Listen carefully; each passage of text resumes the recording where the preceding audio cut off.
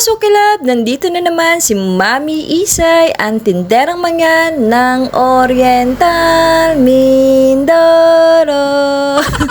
For today's video nga mga sukilab ko ay papakita ko sa inyo kung gaano kahimbing ang tulog ng aking mahal sa buhay.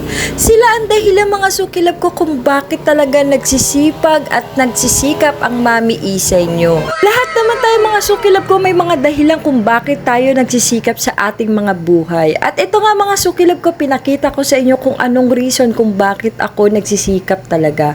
At syempre sa ngayon mga sukilab ko ay isa na rin kayo sa mga dahilan kung bakit nagsisikap at nagsisipag-sipagan ang Mami Isay. Dahil nga gusto ko ipakita sa inyo kung gaano kasipag si Mami Isay. Hindi mga sukilab ko, totoo talaga. Talaga masipag si Mami Isay pero hindi sa lahat ng oras. Nang mga oras na nga to mga sukilab ko ay alas 5 pa lang na madaling araw. Sa mga nagtataka kung bakit ganito kaaga maglinis si Mami Isay, hindi kaya nasusobrahan na talaga sa sipag si Mami Isay? Hindi! Kasi nga mga sukilab ko, itong ang tindahan namin ay 24 hours. At ako nga sukilab ang nagjo-duty sa gabi, kaya nga bago ako matulog mga sukilab ko ay talagang naglilinis muna ako dito sa aming tindahan. Hindi lang dito sa loob, kundi sa labas na rin. Para naman si customer pag pumunta siya dito sa aming tindahan ay hindi ganun kadumi ang makikita niya.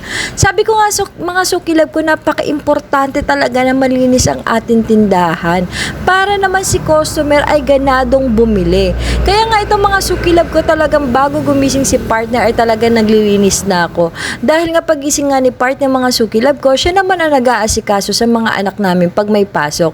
At sa mga ibang gawain ng bahay mga sukilab ko, talagang si partner ang nakatoka dyan. At dito nga sa tindahan mga sukilab ko, talagang ako yung nakatutok dito sa aming tindahan. Ako yung nag-i-inventory at tinitingnan ko kung ano yung mga bagay or mga dapat naming idagdag dito sa aming tindahan. At yun nga, sa pamamalengke naman mga sukilab ko, si partner din ang nakatoka doon. Natutuwa nga ako mga sukilab ko dahil talagang nagtutulungan kami ni partner at talagang nandun yung pagsisikap namin para mapalugo namin itong tindahan.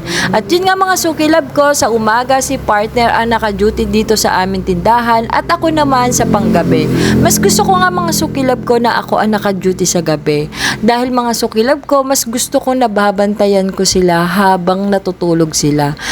At isa nga rin yun sa mga dahilan kung bakit nag-i-enjoy ang Mami Isa nyo sa ganitong negosyo. Dahil nga sa ganitong negosyo mga sukilab ko ay nakakasama ko ang mga mahal ko sa buhay. At yun nga mga sukilab ko, hindi lang po tindera ang role ko dito sa aming tindahan, kundi nagiging lady guard na rin ako ng mga mahal ko sa buhay.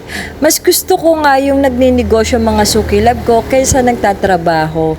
Kasi nga sa ganitong negosyo mga sukilab ko ay nakakasama ko ang aking mga mahal sa buhay.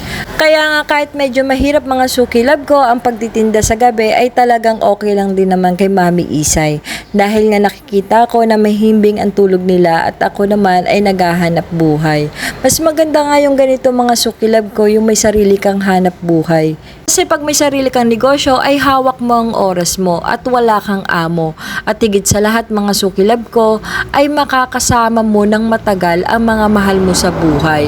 At higit sa lahat ay talagang mababantayan mo sila araw-araw.